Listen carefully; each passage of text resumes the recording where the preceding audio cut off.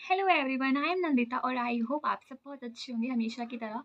मैं काफ़ी दिनों से तो मेरे इस चीज़ पे ध्यान नहीं जा रहा था, लेकिन आज मैंने जब कुछ एक दो रील्स देखी जिसमें मतलब ऐसी बातें कर रहे थे कि ये last month of the year है और first day of the month, तो 1 दिसंबर और इसके बाद न्यू ईयर आ जाएगा।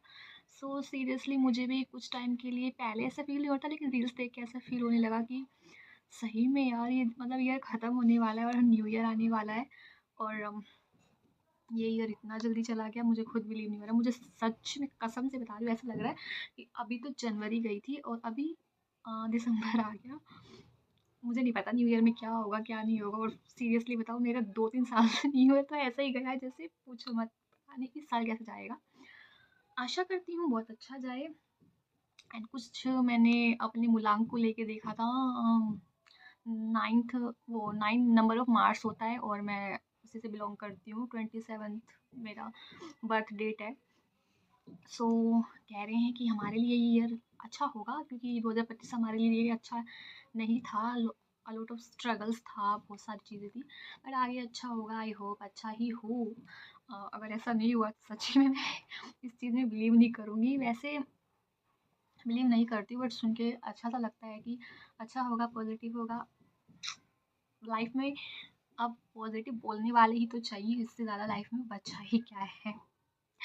पता है, समटाइम्स मैं कभी कभी मतलब बुक्स पढ़ लेती हूँ, अच्छा लगता है। एक बुक है चेंज योर एटीट्यूड। मैंने ये पढ़ी हुई है, मतलब आधी पढ़ ली है, थोड़ा बहुत और बचा हुआ है। सीरियसली अच्छी है स्टोरी इसमें। खुद के ऊपर कैसे काम करना है, खुद को लेकर है। मतलब ये मेरे भाई ने 2-3 किताबें मंगाई थी अपने लिए पढ़ने के लिए, जब उसके मतलब कुछ ट्रीटमेंट चल रहा था।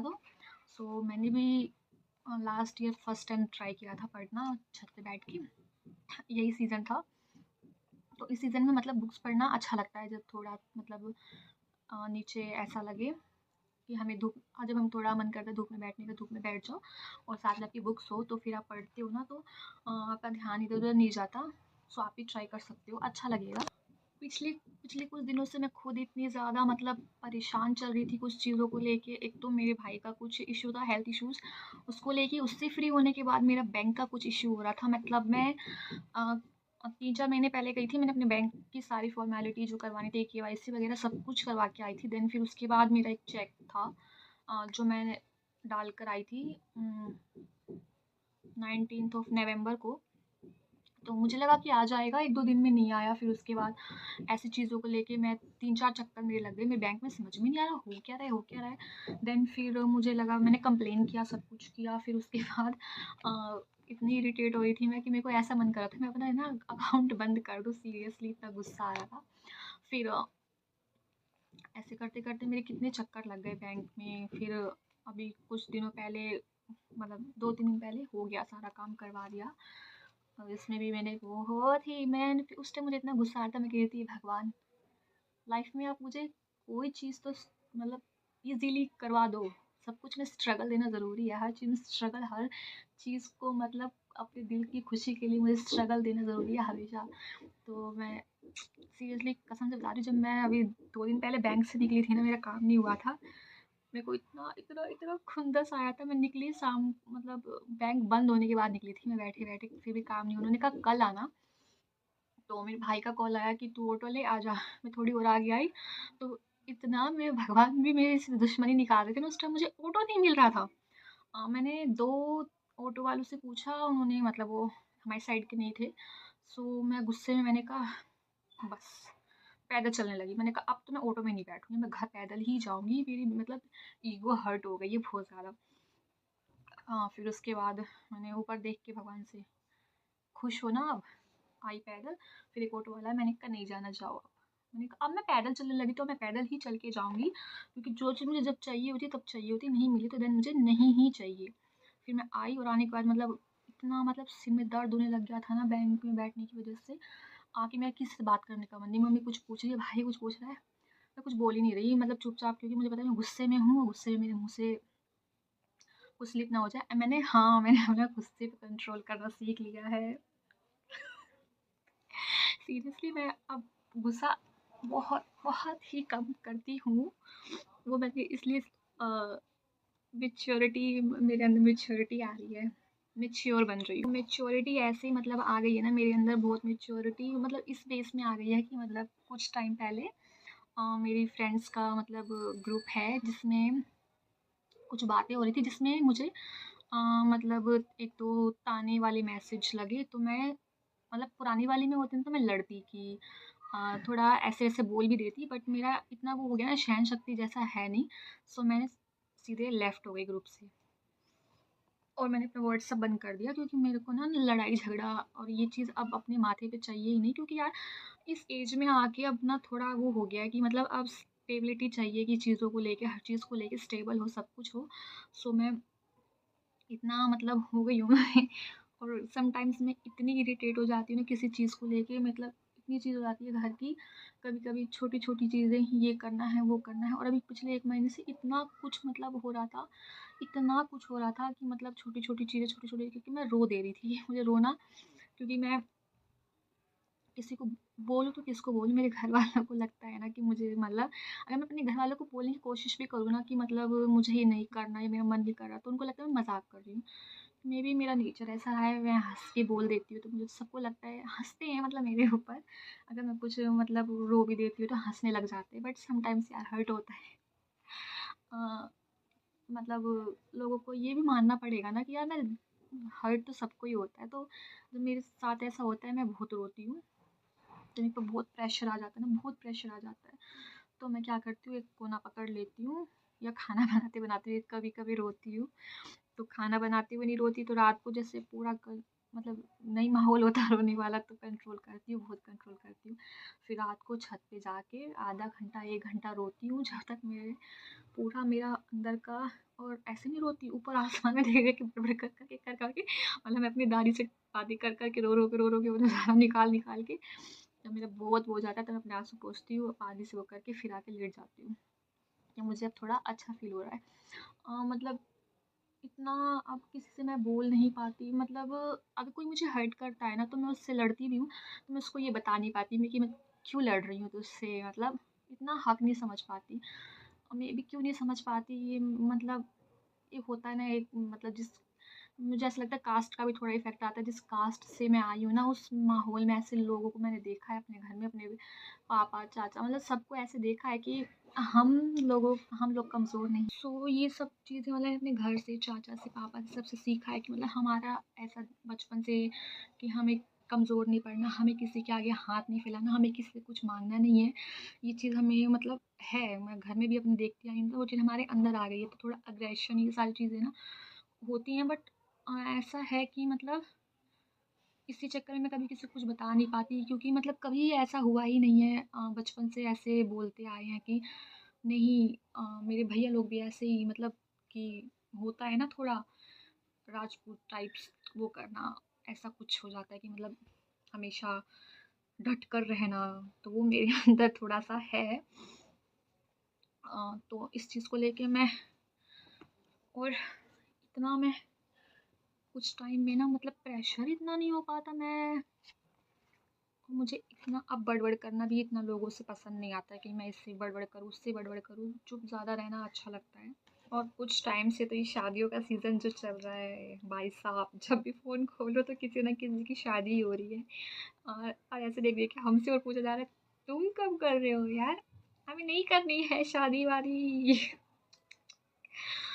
सीरियसली बताऊँ, शादी बहुत ही बड़ी रिस्पॉन्सिबिलिटी है, मतलब 2 लोगों में प्यार होना कोई बड़ी बात नहीं, प्यार हो जाता है। प्यार होना कभी भी कोई बड़ी बात नहीं होती है, प्यार हमें हो जाएगा, जिस हम कुत्ते से भी ज़्यादा लगाव रखते हैं, उससे भी प्यार हो जाता है, तो प्यार होना कोई बड़ी बात नहीं है।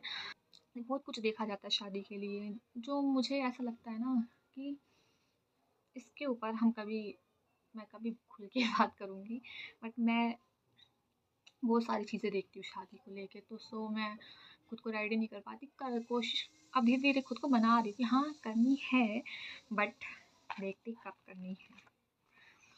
और मज़ा आता है रील्स देख के, सब देख के, और नेक्स्ट डे मेरी फ्रेंड की भी शादी हो जाएगी, तो उसके बाद मैं सोच सकती हूँ कि मैं भी कर लूँ। करके मैं करूँगी क्या? मेरे इतने दुश्मन हो गए हैं ना सब मुझसे, मेरे दोस्त इंस्टाग्राम पे पूछते रहते हैं जो है कि तू कब कर रही है शादी। मैंने कहा क्यों, तुम लोग चाहते हो मैं कर लूँ? तो वो सीधे बोल रहे हाँ हम चाहते, तू कर ले तू कर ले। मैं कह रही, तुम लोगों का मैं खा रही हूँ तुम्हारे घर पे आके जो तुम मेरी शादी करवाने लगी हो। एंड मेरा एक दोस्त, हाँ, मैंने उससे कुछ काम करवाया था, सो मैंने कहा कि मैं पे कर देती हूँ, स्कैनर भेज दे या यूपीआई जो भी है, यूपीआई आईडी से भेज देती हूँ। तो उसने मुझे अपना स्कैनर भेजा, सो मैं कर रही थी, तो उसमें 2000 की लिमिट थी। तो मैंने उसको कॉल किया, 2000 से ज़्यादा की पेमेंट थी, तो मैंने कहा कि मैं 2 बार में कर दूँ? कह रहा अरे एक बार में इसलिए नहीं हो रहा क्योंकि तेरे पास एंड्रॉयड है, आईफोन नहीं है। मतलब कुत्ता मुझे चिढ़ा रहा है कि मेरे पास आईफोन नहीं। तो मैंने कहा तेरी तो मोबाइल की शॉप है, मुझे दे दे एक आईफोन। कह रहा आईफोन तुझे दे दूंगा, अपना ऊपर का एक कमरा दे दे। वो हमेशा मुझसे यही बोलता रहता है, ऊपर का एक कमरा दे दे, कमरा दे दे। और जब वो देना हो तब वो अवेलेबल नहीं होता, और जब कोई उसमें रह रहे तो मैं कैसे दे दूँ उसको। तो आईफोन के लालच में नहीं आ सकती मैं। वैसे मुझे आईफोन का इतना शौक नहीं है। आईफोन में बहुत वो होती है बंदिशें, हम ये ऐप नहीं डाउनलोड कर सकते, ये नहीं कर सकते, वो नहीं कर सकते। एंड बैटरी प्रॉब्लम बहुत कुछ होता है, सो मेरा कभी, मैं आईफोन तब लूँगी जब मेरी औकात 2 फ़ोन रखने की हो जाएगी। 2 फ़ोन रखने की औकात हो जाएगी ना, तब आईफ़ोन हम दिसंबर के बारे में बात कर रहे थे। सो दिसंबर नेक्स्ट ईयर के लिए आप लोग एक्साइटेड होंगे।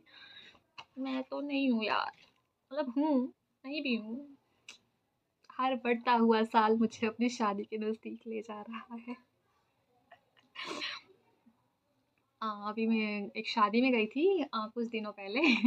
तो मेरी फ्रेंड और वो मेरे घर ही रुक गई थी रात को। तो वहाँ हम रात को आए 1 डेढ़ बजे करीब, 1:30 घर आए, और आके हमने आधा 1 घंटा वीडियो बनाया। फिर ठीक है, फिर थोड़ी देर फ़ोन चलाया चेंज करके कमरे में मुँह घुसा के। उसने चला लिया तो मैं बोलने लगी, और हो गया तेरा रील्स देखना? कह रही हाँ हो गया। मैंने कहा ठीक है। फिर अब इधर-उधर की बात कर रहे हैं, करते-करते मतलब मैं ही बात कर रही थी, वो सिर्फ़ हँस रही थी। अगर कोई इंसान मेरे साथ रात को सोने आ जाए, कोई भी, तो मैं, मतलब वो इंसान कैसा, वो कितना भी मतलब बोरिंग इंसान हो, मेरे साथ रहेगा ना, वो हँस-हँस के पागल हो जाएगा। मेरे को रात को एक अलग टाइप का नशा टाइप हो जाता है, तो मैं बहुत ऐसी-वैसी बातें करती हूँ, तो मैं ऐसी-ऐसी बातें कर रही थी, उसका हँस-हँस के बुरा हाल, ठीक है? फिर करते-करते बातें 5 बज गए, सुबह के 5 बजे। मैंने कहा चल सो जाते हैं। 5 बजे सोए हम, और 10 बजे मम्मी कह रही तुम लोग उठोगे नहीं, तो 10 बजे उठे हैं हम। सो मतलब मज़ा सा आया बातें कर कर के। वहीं मैं शादी में नहीं रुकती ना, तो मैं लुढ़कने की फिराक में होती, मुझे कोई ना दे दो ताकि मैं सो जाऊँ। और घर पे आके मुझे नींद ही नहीं आ रही, नींद आने का एक टाइम होता है जो चला गया था। सो मैं बात ही कर रही थी। सो तो अ, मेरा वज़न भी बढ़ गया है इस साल। मैंने ज़्यादा ही फूडी हो गई हूँ ना मैं आजकल खाने में, लेकिन कोई नहीं, अगले साल कम हो जाएगा। मेरे 1 साल बढ़ता है, 1 साल घटता है। देखते हैं अगले साल क्या होता है। सो आप, तो आप लोग भी, ये लास्ट दिसंबर है, आप इंजॉय करो, मैं तो यही कहूँगी, क्योंकि नेक्स्ट ईयर आने वाला है।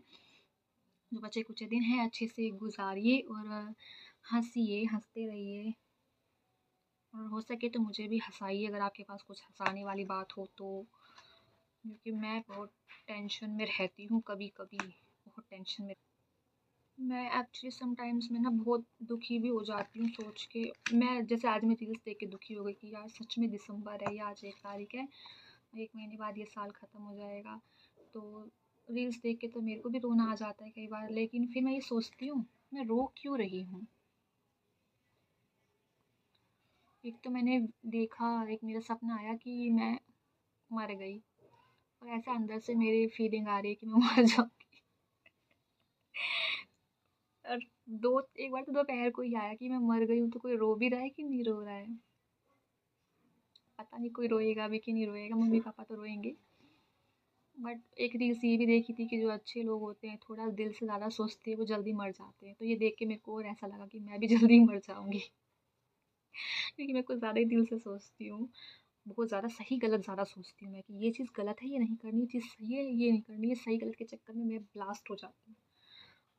गलत चीज़ तो मुझे अपनी मम्मी-पापा की बर्दाश्त नहीं होती। क्यों कोई चीज़ मैं बहुत ज़्यादा ऐसे सोचती हूँ कि नहीं, किसी के साथ कुछ गलत नहीं होना चाहिए। इस चक्कर में ना भले मैं हर्ट हो जाऊँ, मैं सूली चढ़ के मर जाऊँ, बट मैं किसी को हर्ट नहीं कर सकती। मेरी वज़ह से 2 लोगों का बॉन्ड कभी मैं ख़राब नहीं करने दूँ मेरी वज़ह से कभी मैं 2 लोगों का बॉन्ड ख़राब नहीं होने दूँगी। ये मेरी हमेशा से थिंकिंग रही है कि मैं मेरे बस में जो होगा वो मैं करूँगी। मैं सेल्फ़िश इतनी नहीं बनूँगी कभी कि मतलब कोई मुझे कल को ये कहे कि इस लड़की ने मतलब खुद के बारे में सोच के मतलब किसी की ज़िंदगी ख़राब कर दी, कुछ ऐसी मेरी सोच हमेशा से रही है। मैं हमेशा कहती हूँ कि मेरी चिंता मत करो, मैं कर लूँगी खुद को, सँभाल लूँगी खुद को, तुम अपनी चिंता करो। दूसरे की चिंता करने के चक्कर में मैं अपनी ऐसी-तैसी करवा लेती हूँ। बट आप अपनी ऐसी-तैसी मत करवाया करो, आप सेल्फ़िश हो जाओ, क्योंकि मेरा नेचर है, मैं बचपन से ऐसी हूँ, तो मैं ऐसी ही रहूँगी और ऐसी ही चली जाऊँगी। मैं नहीं हो पाऊँगी सेल्फ़िश, मतलब सेल्फ़ केयर, सेल्फ़ लव मैं बहुत करूँगी खुद को। मैं कोई मुझे कुछ प्यार करे ना करे, मैं खुद को बहुत प्यार कर लेती हूँ, क्योंकि मुझे ऐसा लगता है मैं खुद को जितना समझती हूँ मुझे कोई नहीं समझ सकता। इसीलिए मैं खुद से ज़्यादा प्यार करती हूँ, किसी से बोलती भी नहीं हूँ।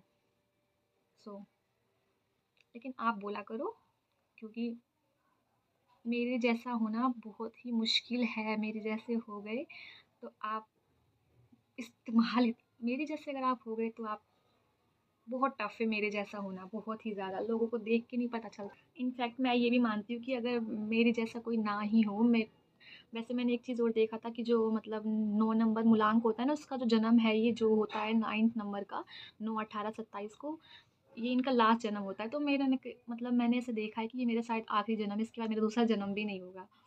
सो मेरा तो ये भी ख्वाहिश अधूरी रह गई कि भगवान से बोलूँ, भगवान अगले जन्म में मुझे थोड़ा सेल्फ़िश बना देना, ताकि मैं भी लाइफ़ को एन्जॉय कर सकूँ। बट ऐसा होगा नहीं, सो शायद इसीलिए मुझे मेरे सारे कुछ पुराने कर्मों की सज़ा इसी जन्म में मिल रही। हमेशा खुश रहिए, जो मैं हमेशा बोलती हूँ, और रोने का मन करे तो रोइए भी, अच्छा होता है, मुझे बहुत अच्छा फ़ील होता है। एन्जॉय कीजिए दिसंबर को, क्योंकि नेक्स्ट ईयर तो जनवरी है, न्यू ईयर है। एंड न्यू ईयर से पहले भी कभी आ गई बकवास करने तो हैप्पी न्यू ईयर भी बोल दूँगी। By the way, happy end of the year, और कुछ मैनिफेस्ट कीजिए जो नेक्स्ट ईयर पूरा हो जाए। All the very best for the next year 2026। Bye bye.